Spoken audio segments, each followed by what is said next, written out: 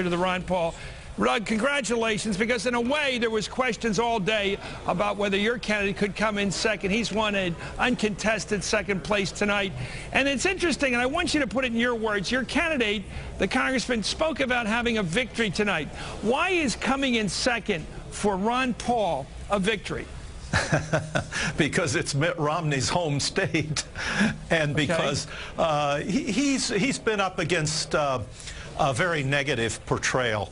And thank God for Al Gore and the internet. People can go to the internet and they can read the facts. And, you know, they don't trust professionals anymore, whether it's lawyers or doctors. They Google the facts. And this is no longer a country of the pundits, by the pundits, and for the pundits. I mean, well, one pundit I know believes that the good thing about the Ron Paul campaign is that it appeals to the original Republican Party, not the party polluted by the segregationists who joined it in the 60s, or the moral majority who brought their thoughts into the party and changed it.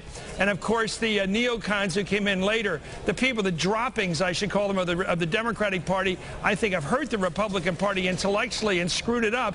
But your candidate seems to appeal to youth. It appeals to people who are tired of all these wars, these overcommitments overseas. In many ways, like the older Barry Goldwater appealed to people. What is his, distill it down. What does he have that appeals to people in their 20s? My kids take a good look at him. I think they won't vote for him. They won't get a chance probably in the general. But what is it about him that appeals to kids in their 20s? He's incorruptible, and corruption has become a big deal. I mean, now your car mechanic can tell you about the Federal Reserve. And here are these young students who are paying 8%, 12%, some of them 16% interest on their student loans, and they read about this fight to keep the Federal Reserve from being transparent and being audited. And when Ron Paul gets a partial audit, we get a little look, we see $16 trillion. The national debt's only $14 trillion. $16 trillion created in 2008, given to these banks that sit on the board, their own banks. Conflict of interest. 0% interest loans, and then you students, you're going to pay a 6%, 8%, 12%. It's sickening. And they want Ron Paul to be their commander-in-chief. They know Ron Paul isn't going to send them to war to make some contractor rich. So I think it's corruption. It's corruption on Wall Street, on K Street, and the lobbyists. And here's an old country doctor who won't take the congressional pension, who gives back some of his own congressional allowance to the U.S. Treasury, who's incorruptible. And you couldn't make up something like Ron Paul.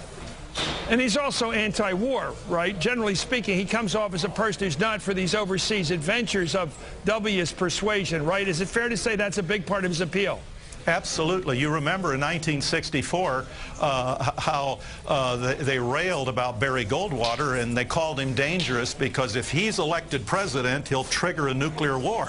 Now they're saying Ron Paul is dangerous because if he's elected president, he won't. Well, the young people don't mind having peace. Okay, let me ask you about the realities of life here. And I have nothing against him personally, but Ron Paul's 76. He'll be 77 next year.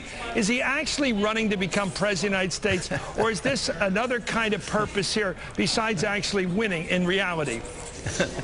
He's running for president. We like 76, the spirit of 76. One of our forum writers said, hey, 76 trombones led the big parade. And for us, you know, look at Adenauer. He was 89. He was still in power. And de Gaulle at 76. It's not unprecedented. The hard thing you're seriously wrong. Okay, to get to the presidency, you may have to go by another route. Have you foreclosed going by the third-party route if you don't win the Republican nomination?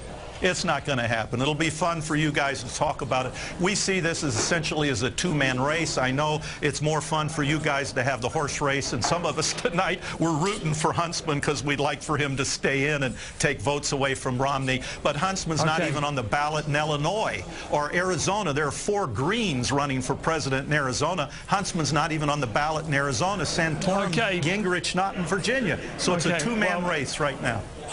Well, I think you guys are going to blow it because I think there's going to be a third-party opportunity out there. If Romney wins the Republican nomination, there's a lot of room to his right, and somebody else is going to grab it, and you guys are going to wish you did. Anyway, thank you, Doug Wead. You're ready to forego an obvious route to the White House. That's your call. Up next, let's look ahead to South Carolina, where Romney is spending big money to wrap it all up down there. By the way, if you win South Carolina,